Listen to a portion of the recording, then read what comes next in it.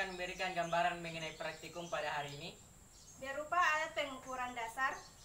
Adapun tujuan dalam praktikum yang kami lakukan yaitu untuk memperkenalkan kepada adik-adik sekalian mengenai alat yang digunakan dalam melakukan praktikum.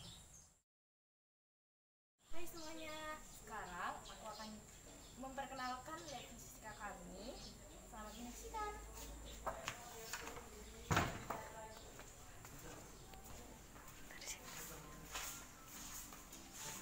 Bisa dilihat di sini. Ini ada alat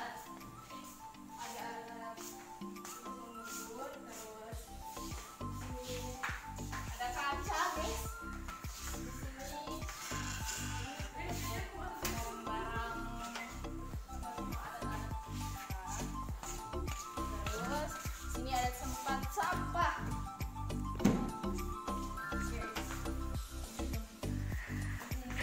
Ada keran air.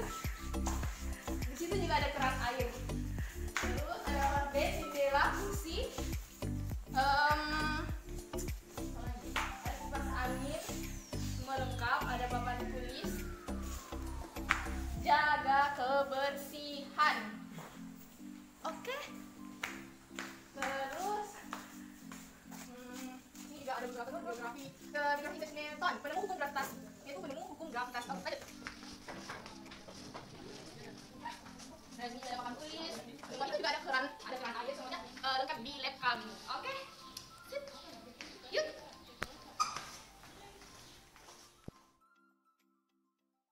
Ya, jadi di sini ada alat ukur fisika yang adik-adik nanti gunakan pada saat praktikum. Yang pertama itu berupa neraca, dan yang kedua itu jangka sorong, yang ketiga itu mikrometer sekrut, dan yang terakhir ini berupa bandul.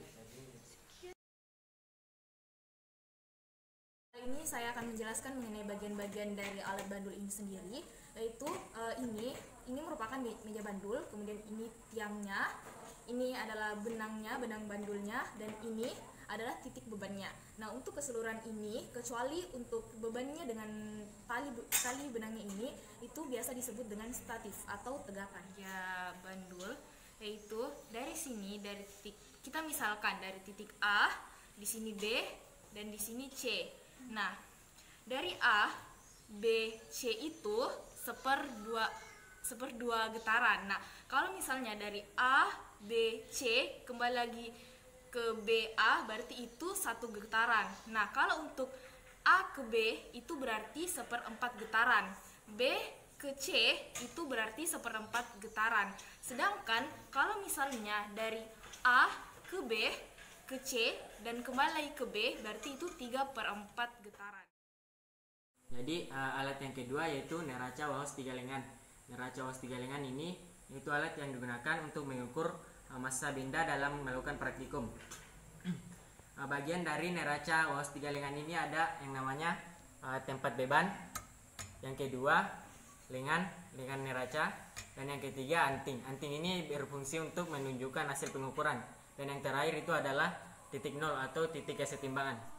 Bagaimana cara menggunakan dari neraca Waos ini? Yang pertama, letakkan beban yang ingin diukur. Yang kedua, geser anting atau pemberat mulai dari yang terbesar sampai yang terkecil, sampai garis pada titik ini menunjukkan titik setimbang sama dengan 0.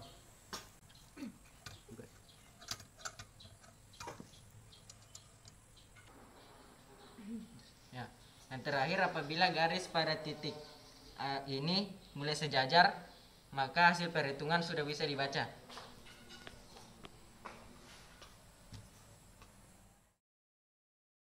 Alat pengukuran dasar kali ini yaitu jangka sorong. Jangka sorong ini berfungsi untuk mengukur kedalaman, diameter dalam maupun diameter luar. Adapun bagian-bagian dari jangka sorong yaitu bagian ini adalah rahang atas atau rahang dalam yang berfungsi untuk mengukur diameter dalam. Sedangkan yang di bawah adalah rahan bawah atau rahan luar yang berfungsi untuk mengukur diameter luar. Sedangkan yang ini adalah baut pengunci ukuran yang berfungsi agar benda yang diukur tidak bergeser. Sedangkan yang bagian ini adalah skala utama Dan bagian ini skala nonius. Dan yang ini adalah tangkai ukur kedalaman. Mengukur dengan menggunakan jangka sorong, yaitu dengan menggunakan pipa, yaitu mengukur diameter luar. Bisa juga menggunakan pulpen. Jadi caranya itu digeser, kemudian kita gunakan baut pengunci agar benda yang diukur tidak bergeser. Posisi benda seperti ini. Kemudian cara membacanya yaitu kita lihat dari skala utama, yaitu 2,2 cm. Kemudian dilihat dari skala nonius, nilai yang berhimpit yaitu 0,1.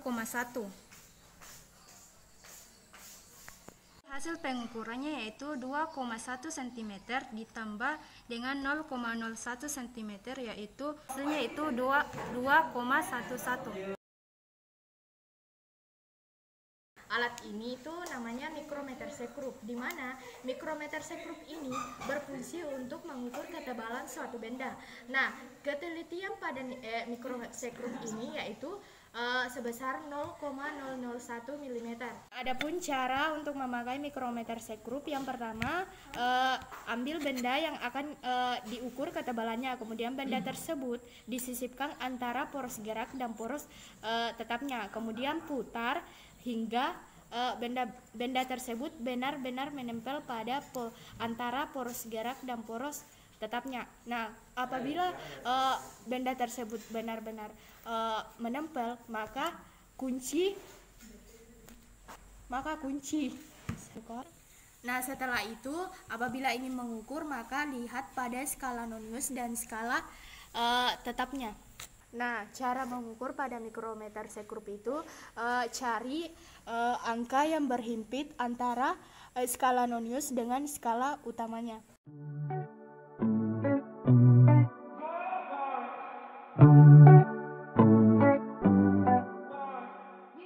Atas perhatian dari adik-adik sekalian, Kami harap adik-adik dapat memahami apa yang telah kami sampaikan. Tetap jaga jarak, patuhi protokol kesehatan, gunakan masker ketika bepergian. dan